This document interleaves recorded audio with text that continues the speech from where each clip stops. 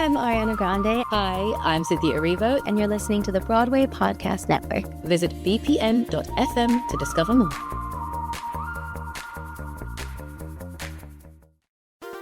There's a cat over here. There's a cat over there. And the wrong one died. And the wrong one died.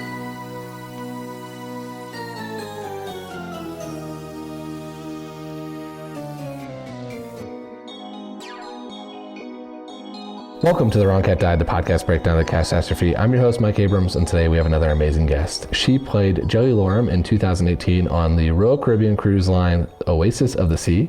So welcome, Jackey Good, and thank you for joining me. Thank you. This is exciting. Yeah, I'm excited to have you on. I love talking to Jellies because usually Jellies agree with my thesis. So I'm hopeful that I'm going to get a Gus answer today when we get to that part. But before we get to Gus, the Jellicle choice and everything else, I always love to start with your cat's history.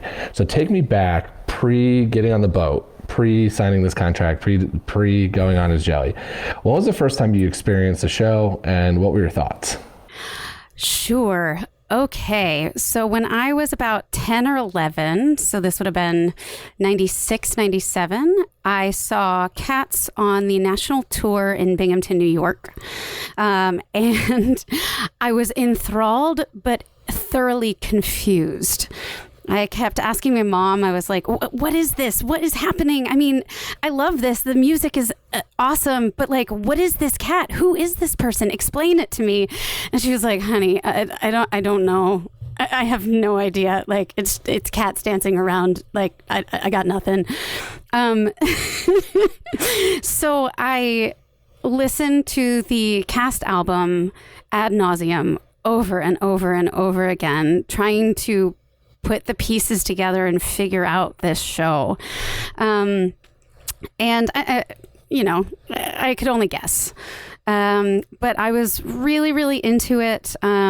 I watched the 98 film, loved it, wore out the tape. And I even, in 7th grade English, we had to memorize a poem and then perform it, recite it in front of the class. And I cheated a little bit and did the naming of cats, and I did it word perfect. I was so excited and, performed it, and my teacher loved it, gave me an A, and I was, totally cheating because I just knew the poem already and I just loved it so much. Sorry, Mrs. Grantier. I love it. So yeah. And so then middle school ended, high school came, I got into different musicals. I learned more about other things and kind of moved on. And by college, I was thoroughly embarrassed and never admitted to anyone that I liked cats. And then I had one of my closest friends was in the national tour, and several other regional productions. And I went to see her a few times to support. And when she announced her retirement, she was also a Jelly. And she announced her retirement from Cats. And I was actually quite thrilled and relieved because I was like, okay, well, I don't have to see Cats anymore. Because by that time, I was like, it's kind of cheesy, the dancing is great, but whatever. So then, fast forward to auditioning life. I auditioned for a different theater. And the casting director basically said like, well, not for this one, but I want you to come in for Cats next week. And I was like, I don't know if I want to do Cats on a cruise ship, but okay. And my first audition did not go well at all. It was the aria in the Growl Tiger portion, and I just botched the Italian. I hadn't prepared enough. And they thank you'd me out of the room. They said, okay, So the next time around, I saw that they were taking appointments, and I submitted thinking, whatever, like, what can it hurt? So they brought me in again. And the day of the audition, I was in a terrible mood. I had just gotten over a cold. I didn't want to be there. It was the end of audition season. It was mid-May. Auditions had not gone well for me. Lots of callbacks, but no job. So I just felt not really into it. And so I went into the room, I sang The Italian, which had marinated for several months by that point. And they asked me to sing Gus. And I was like, oh, you're not sending me out of the room? Okay, I'm still here. All right. And then they said, this is great. Can you sing the pop song from the other production show, which was called Come Fly With Me? And I got into it about 10 seconds and I cracked. And I vocally went like, and I stopped. I was like, no, hold on. We're going to try that again. I'm just getting over a cold. Let's go. And they laughed and I was shocked. I sang it well. And then they called me back. And then, a couple weeks later, I got the job. And by that point, I was excited. And I was thrilled. I love the journey that you got to take of like obsessed as a kid, loved it, embarrassed by it as a teenager, college student, had a friend in it, kind of were a little iffy on it because it was like you still hadn't really got in. Did you then, I guess this is maybe jumping ahead, but now it seems like everyone who's been in it is indoctrinated into this like family and you become obsessed. Like, are you full circle? Like, are you back to the child you of now where you're like, oh, I get it. I'm obsessed with this still? Absolutely. Yes. I am fully ingrained, fully into it. I loved it. It was probably my favorite show that I've done to date. And I've done quite a few at this point, but I was in it and I was like, this is where I should be. We started music rehearsal, day one of Cat's rehearsal, and I opened the score and we started learning the music and I was like, oh my God, I know every single note. Like, I don't need to do any studying. I know every single word. I know every single note. Like, great, done. Perfect. That's awesome. It was all still in there. Yeah, your seventh grade teacher coming back to her being like, this was practicing for life. This is truly setting you up for your future. 100%. I want to shift to the boat because I've been fascinated by the evolution of the boat. I mean, it's been going on for like 15 years now, I think. It's something like that or somewhere in that range. And it's changed now to a 90-minute version. And I've talked to people who've done both sides of it. And you're on the full, we're doing the full show, two times during each cruise. And it's kind of a strange thing because it's a group of people that aren't necessarily a theater goer, where I've chosen to buy tickets or I've chosen to go to the theater and I know I'm going to see 2 acts, versus it being one of many activities on a cruise to go. And I think that it's kind of a unique thing. I've heard some crazy stories about how, from even one of your castmates, about how there were people that just didn't come for the second act or just left or, maybe come partway through. It's not the same crowd. What was your experience like as you did, your time on the boat? What was your kind of fan interaction of a show? Because it is such a well-known show, but it is a show that is fairly split down the aisle. People love it or hate it. And you're on a captive audience, but an audience that isn't necessarily a paying audience, which is very different. Yes, absolutely. That was our experience as well. We had people hear Little Memory, that's the end of Act 1, and think, oh, well, she sang Memory. That's it. Okay, on to the next thing. Like, let's go to the casino. So, I mean, that was a little disheartening. I'm not going to lie. But... sometimes the houses were full, sometimes they weren't, but there was always someone to play with.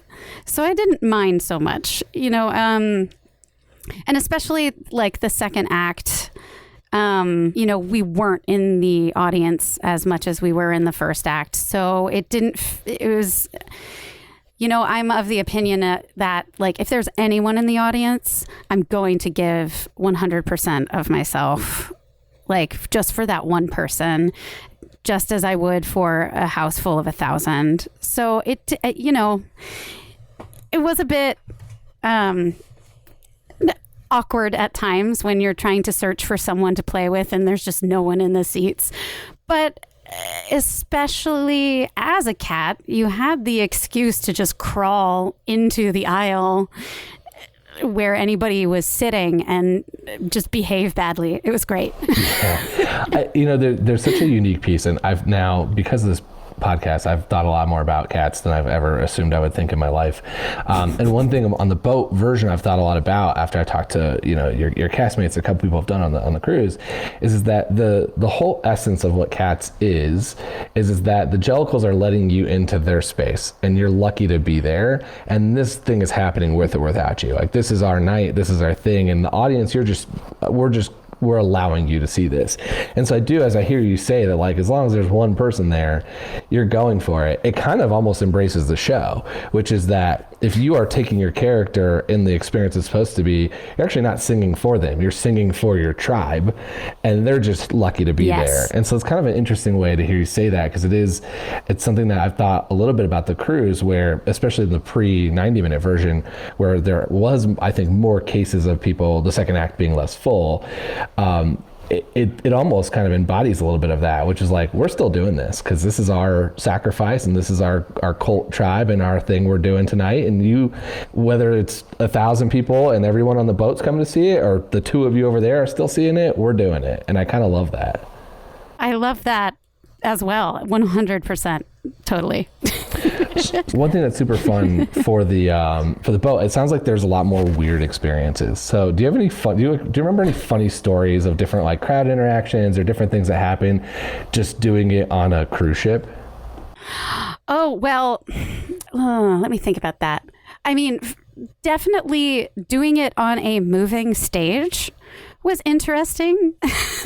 Sometimes you would leap in the air and the actual stage would move and you would not land where you intended to.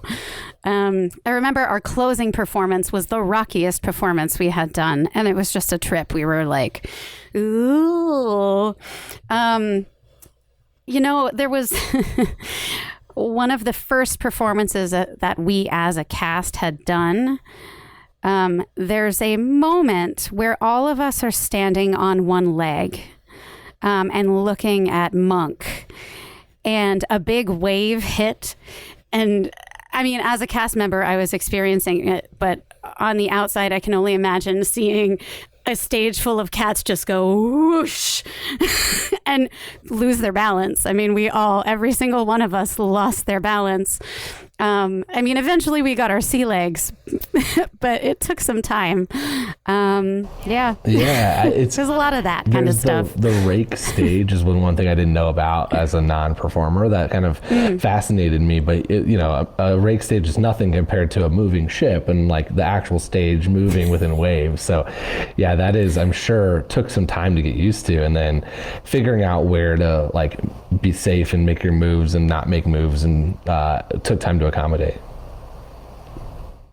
Oh, definitely. And we did have two versions of the show where we had, the B option, which mostly entailed the tire not rising to the Heaviside Layer. It just stayed where it was.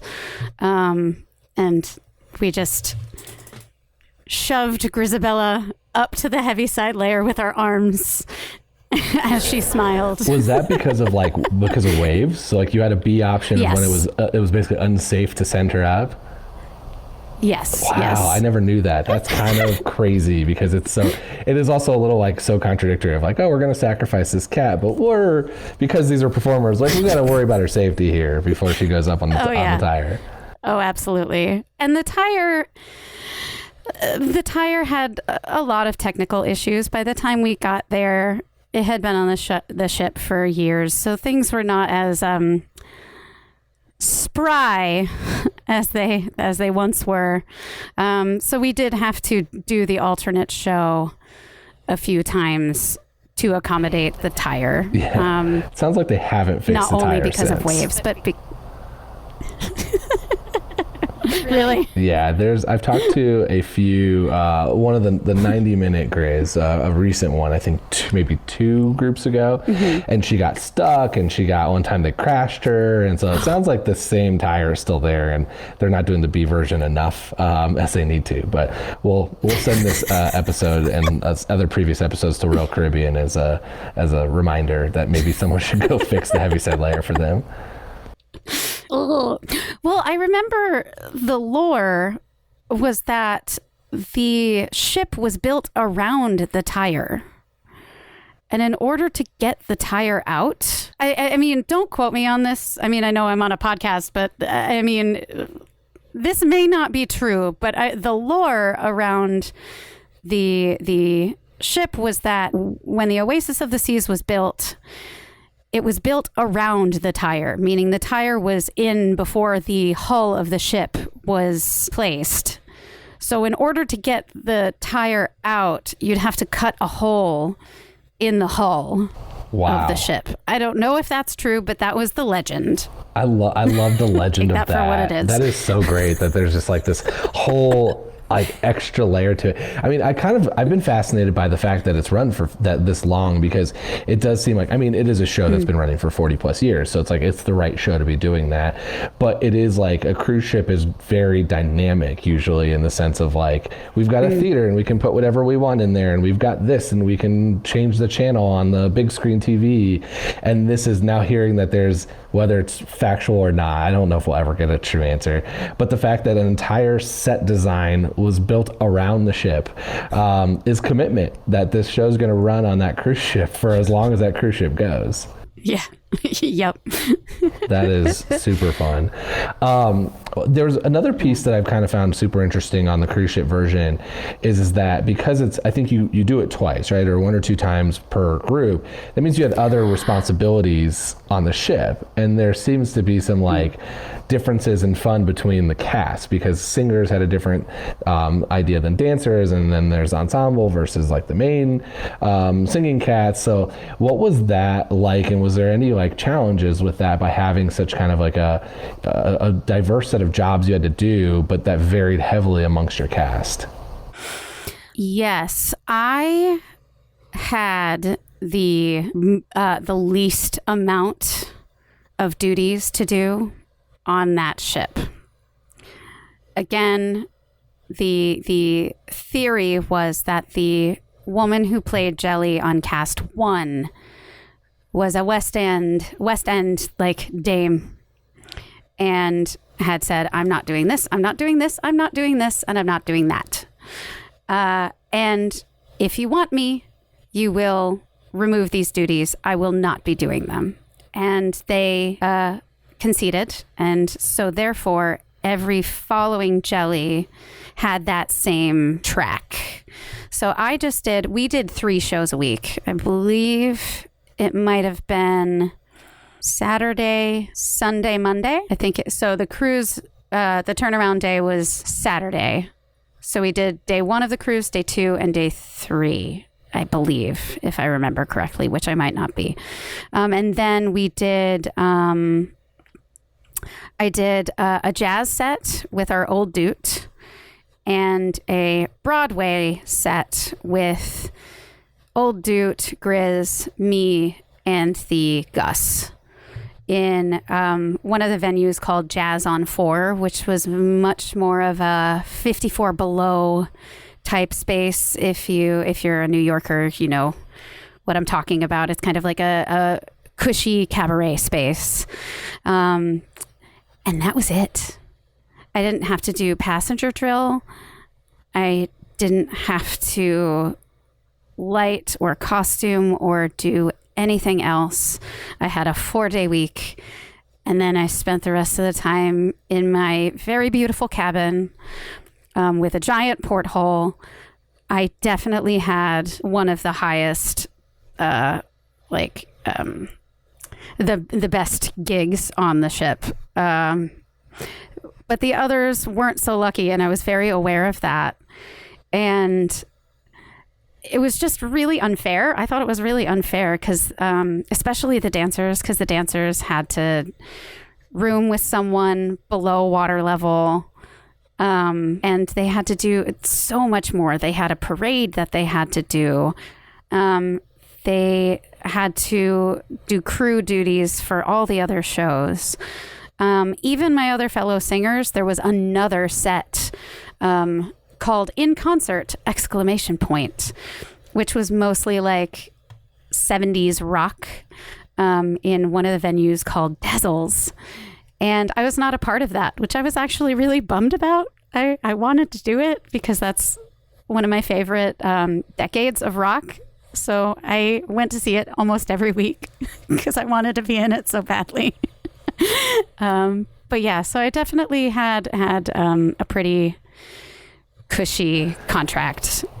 I love and others did not. Yeah, it's so interesting hearing you say that because I have talked to dancers and there was, I wouldn't say animosity because I think like the cast is still all like, you know, you kind of have to become friends because you kind of climb all over each other for, 3 nights a week. But it was more of the like, oh, okay, I have like different responsibilities based off of mostly your skill set of what you're being assigned to do, and you're signing for a contract. But it's cool to know, and I now I'll pass this along to everyone listening. If you are a jelly or desire to be a jelly, it seems like hopefully that still seems to be the cush version of the job, the princess track for anybody that wants to go on Royal Caribbean. And it's because it's grandfathered in basically at this that's super interesting. I never really heard that story, and I mean I don't know if it's still the case, but it's kind of a unique lore, another lore of the show that kind of lives on.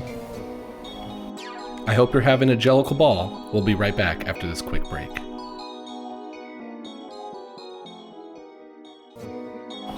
I want to shift to some cat like backstories and theories, because even though you were Jelly, I know that you did understudy for Jenny and Grisabella, or you kind of were able to go on for all three. And so I want to hear just a little bit about what were your backstories for these cats. Like, what did you have to add to what you were told, or what did you think about starting with Jelly of like, this is what is I need to play as her every night to give the depth of the character beyond what was given to you? Okay. Jelly. Starting with Jelly. There wasn't much. I actually have what I was given. I have my piece of paper with my words: practical, cheery, busy. And I also have my little paragraph. So Jellylorum is an adult cat who, like Jennyanydots, looks after the kittens and keeps them in line. She is a caretaker for Gus. They have a long history together. She takes great pride and finds purpose in her role as caretaker.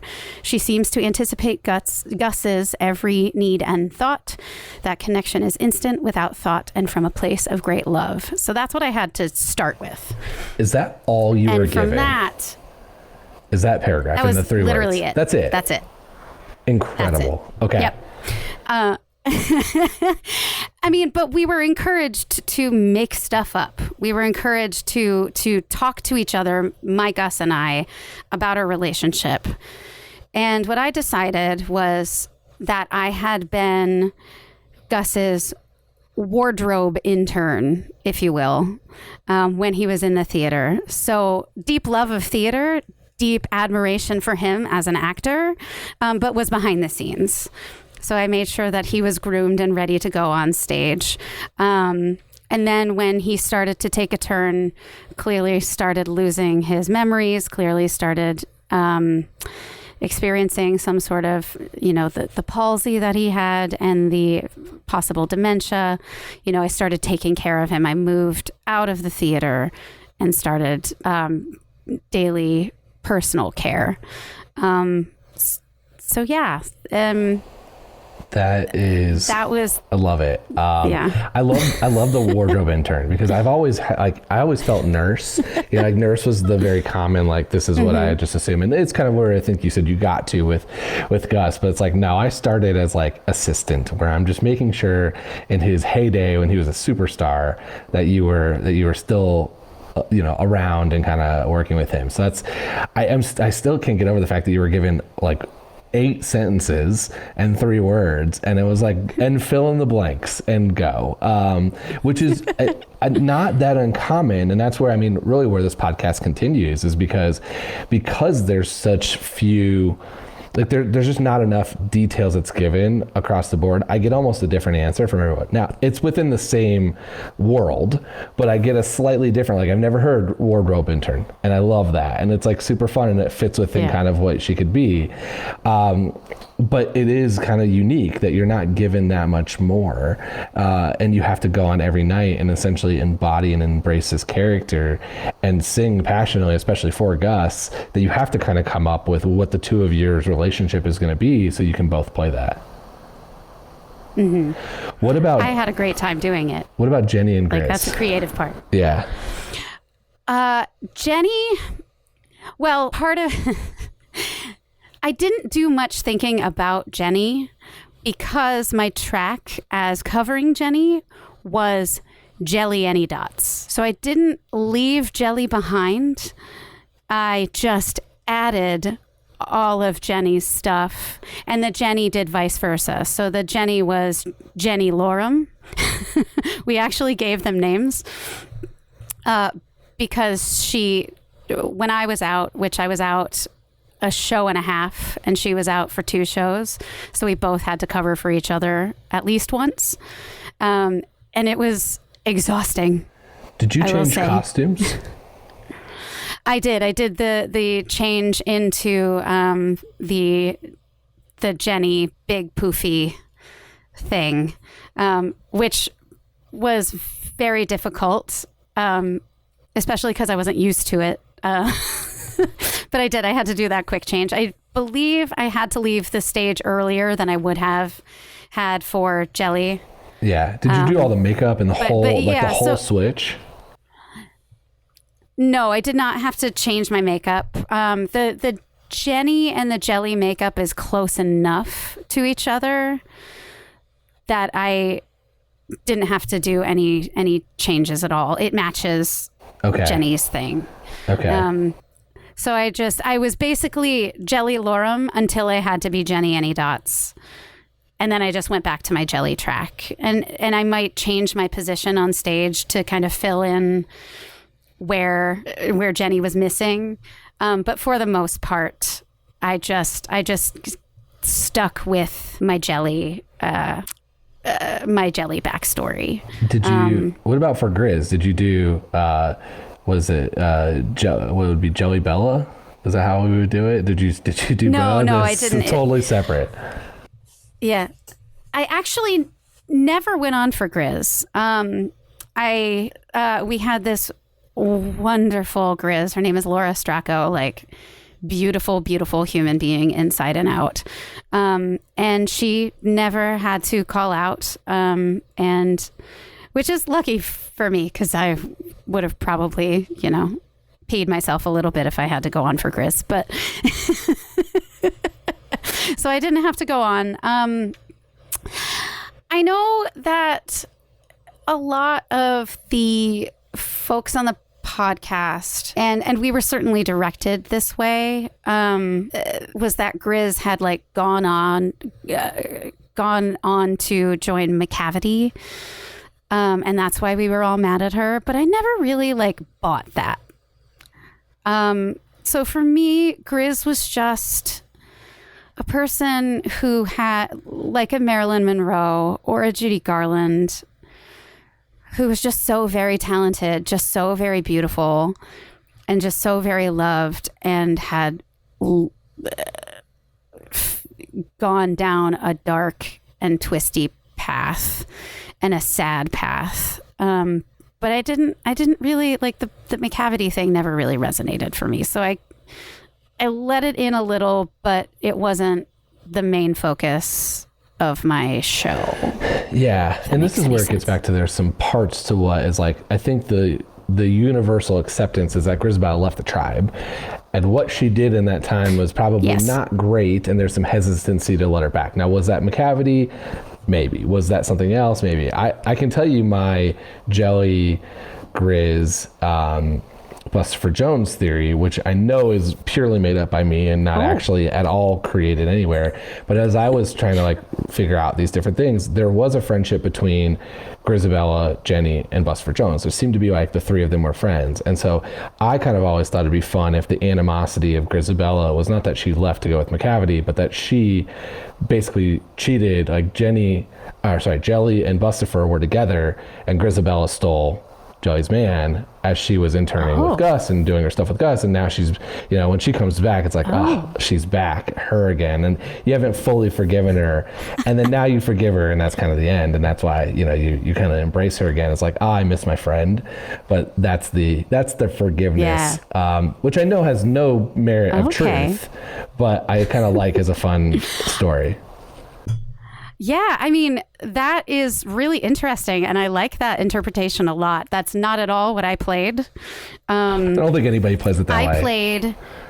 I mean, you could. That's the beauty of the show, is that there are very strict parameters in certain things, but there are other things where you just go wild, like have fun, enjoy. But for me, my Jelly was owned, and she had been fixed. So she was not interested in any boy cats whatsoever. And she didn't have any kittens of her own. So she was Aunt Jelly. And Buster Jones was Jenny's. And it was a big source of teasing that Jelly would tease her best friend Jenny for just falling over Buster Jones. Like in a loving way. Like Jelly loved that Jenny was like completely enamored by Buster. She thought it was cute and she thought it was funny. That's fun. I don't think I've heard that one before. As far as Grizz is concerned. Yeah. That was, like I said, you kind of, you get to play, you get to make it up as you go along. And this was certainly not fully formed like day one of rehearsal. This is how the cast dynamic revealed itself as we went through. We just decided that most of the kittens were Jenny's because she's just the motherly cat. And it was, all of our kittens were like, hey, Mom. Yeah. Hi. It's Jenny's mom. And I think you can get a little of like, if you want to have a darker version, you can have Grizabella be mom of a couple of them too. And it's like the abandonment piece of maybe Demeter or maybe Victoria or something like that. But you're exactly right, which is there's just not a lot given. There's not enough spoken word of this. There's not enough like true direction. Like you read the whole paragraph you were given. Like you read that in 30 seconds or less. You have to fill in the blanks. And so it does become your castmates, that you become friends with and people who are on off. And I've even seen, like, as I've talked to more people, it's like people are friends before they become on the show together. And those cats aren't supposed to be friendly. And it's like just hard for them not to have chemistry on stage because they have chemistry off stage. And that's how some of these headcanons and these kind of lore start, which is what allows me to make up stuff all the way in between, which is what I have absolutely loved about this. Yes. I want to do some rapid fire. So I want to ask a couple kind of quick questions before we get into the, of course, the important question. So the first one is, if you could go on for one night, who would you want to perform as for any cat? Male, female, forget if you vocal range or anything. Just if you had one free night to go on and say, I want to do that track, who would you want to be? Oh, God. If I were 10 years younger, Rumple. Oh, okay. It's just such a fun number. Yeah. I love it. I love the cartwheels. I love the song is so cute. Rumple, 100%. Love it. Who are your favorite and least favorite cats? Oh, God. As Jackey? As Jackey, yes. Gus is my favorite. That's a Jelly answer, not a Jackey answer. I know. Well, but I definitely identify with Jelly. There's a lot of me in Jelly, and there's a lot of Jelly in me. What about least favorite? So yeah, I mean, least favorite. Oh God, that's so hard. I love them all. I don't know. Maybe Play-Doh. Play-Doh was kind of It's not that I liked or disliked. I just didn't have any opinions. So yeah, Play-Doh. Okay. What is your favorite song from the show? Oh God. My favorite song to sing was definitely Addressing. My favorite song to do, and this is probably extremely controversial, but I loved doing Peaks in the Follicles because it was just so dumb. It was so unhinged. And yeah, and I liked making everybody laugh. I love that. You might be the only one that has said that. So I love that I think I am. that you love it. It's at least you know it's controversial. You know it, and you own it. That's the way to do it. Which cat would be the best cruise director? Oh God. I mean, Tugger would definitely be the Carnival cruise line director. I feel like he would be on the party boats. I also did another cruise line, which was a high luxury cruise line. And I think, let me think. Oh God, I want to say Skimble, but also Misto for one of those.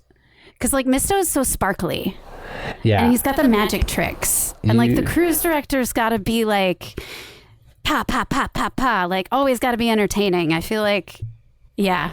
Here's how maybe I placed Misto would be the boat. kind of I placed people in different positions for this boat. So I do think that the two I thought were best were exactly your point, which is Tugger or Mistopheles. I think those are the two that have the personality to have the mic all day, which is basically what you need to do as a cruise director, right? And I love that you said that Tugger would be Carnival because that's as someone who's been on a Carnival cruise, that is correct. That is fitting.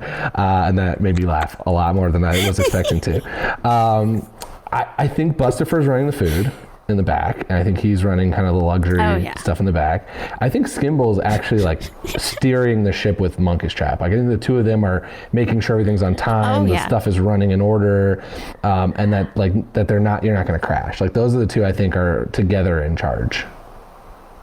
Oh, you know what? Yeah, you're right. I think Skimble would make an excellent captain, and then maybe Monk would be, let me think. Monk would definitely be up there somewhere. Mm-hmm. Maybe staff captain. He would be staff captain. He would be in charge of the people, the actual humans working on the ship. Yeah, I've got a few more. If that makes any sense. I think Jelly's doing daycare and running water aerobics for all the older people doing the stuff in the back. I think Jenny's also probably doing some type of daycare, motherly parenting. And I think you've got Mungo, Jerry, and Ripple Teaser running around stealing stuff from around the boat for McCavity. Absolutely. And then I think Bomb and Demeanor are doing your dance. They're your dance numbers. They're the ones that are kind of doing all the dance behind the scenes and keeping everybody energetic and running the yoga and the gym and all that type of stuff. I love that. No notes. 100%. This is what happens when you spend way too much time thinking about one particular musical for this podcast is you become able to stick them in any situation. Yes. Okay. It's amazing. $1 million question. I've already get at length that I don't think Grisabelle's the right Jellicle choice. So as a Jelly, but really more as Jackey, how do you interpret this? Are you going to defend Grisabelle or are you going to choose another Jellicle choice? Oh, absolutely not. I am Team Gus all the way. No questions whatsoever. Team Gus, Team Gus, Team Gus. Again, Gus was my favorite as a kid. Gus and Rumple were my two favorites. And I just, Team Gus. I mean, as Jelly, also Gus for clear reasons, but I in the let's say the religion of cats, in the world of cats, I made this up just to justify my choices in my own head. That the Heaviside Layer is this special kind of death into reincarnation. Whereas, most cats just, they pass and that's it. There's nothing beyond that and they just go. So I was always Team Gus as Jelly and Jackey, because he had lived such a good life, but selfishly, Jelly wanted him to come back. She did not want to say goodbye to him yet. She was not ready for that. She wanted Gus to be chosen to go to the Heaviside Layer so he could come back to her and they could continue to live together and be together. Whereas Grizz, I think Jelly was like, she lost her chance. She wasted her chance. She had a gift and she tossed it away. I really love that, because I love the that is a rebirth. There's like the dark version of Cats where it's like a serial killer, old Deuteronomy, knocking one off every year, just taking somebody out. But I do think there's usually, and I don't think you had it on the boat because there was just not as many ensemble characters, but there's usually a baby Grizz, and there's usually it's actually Gus's character in the 2016 revival was called Peter, where he danced at the beginning. So my only challenge with that is that I want Gus to come back, not Peter. But I do think I love that the full circle of I'm not ready for him to leave. I'm ready for this version of Gus to come, and you want to almost start over with your friend that you've been with through all the years, which is great. How do you then, because now that you've given me the non-Grisabella answer, how did you on stage every day sell yourself as Jelly to choose Grisabella? What was the thought process for you to justify her being chosen every night? Oh, I mean. Well, as we staged it, as we did it, so my dude was Doug Eskew, and he was incredible. So Doug actually was motioning to choose Gus. I was positioned next to Gus. Gus was on a stool, and Doug made the motion with his hand to choose Gus as the Jellicle choice, and in walks Grizz, and the music plays, and Stanley, the individual who played Gus, and I were just devastated, inconsolable, extremely upset that she's walked in and interrupted the moment, and things are changing, and oh God, what's going to happen? And how I justified it as Jelly was okay, well, Gus has lived a good life. He's done so much. He's left a legacy of this beautiful art that he's made. And I guess I am being selfish and wanting him to be chosen. I don't think he's going to make it to next year, but, I realize that choice is a selfish one. And this is what's going to happen, and I have to be okay with that. Jelly is too good of a person for this tribe, is really what this boils down to. As you hear all these other characters that have very problematic backstories or very challenging, unique things, and then you get this very wholesome Jelly who's completely given everything up for this other character and Cat, and then to even hear you say that is I knew I gotta do what's best for the whole group, and that's not what's best for me, is that is a very Jelly, that's the Jelly answer, which is what's so why I wanted to hear kind of your take on it, because it's so unique to hear how everyone processes that, and you got that all from one paragraph. Again, it took some time to evolve. The first few weeks of rehearsal was just getting the steps. Honestly, it was this is so hard. I'm a dancer, but I'm an aging dancer, and learning the steps, and my knees and my hips and my back were not terribly happy with me. But again, this took some time to kind of figure out and evolve, and even up to the last day of performances, I was still trying to figure out new things and decide on stuff. Yeah. I love it. Well, this has been so fun. Thank you so much for humoring me and giving us great stories and answers and some things I never heard. How can people stay in touch with you on social media and kind of keep up with what you're doing? Oh, sure. My Instagram is Jackey Good. It's JACKEY GOOD.